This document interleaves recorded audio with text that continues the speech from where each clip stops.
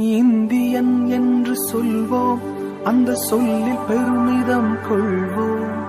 தீங்கற்ற தேசம் படைக்க நம் கைகளை இணைத்துக் கொள்வோம்.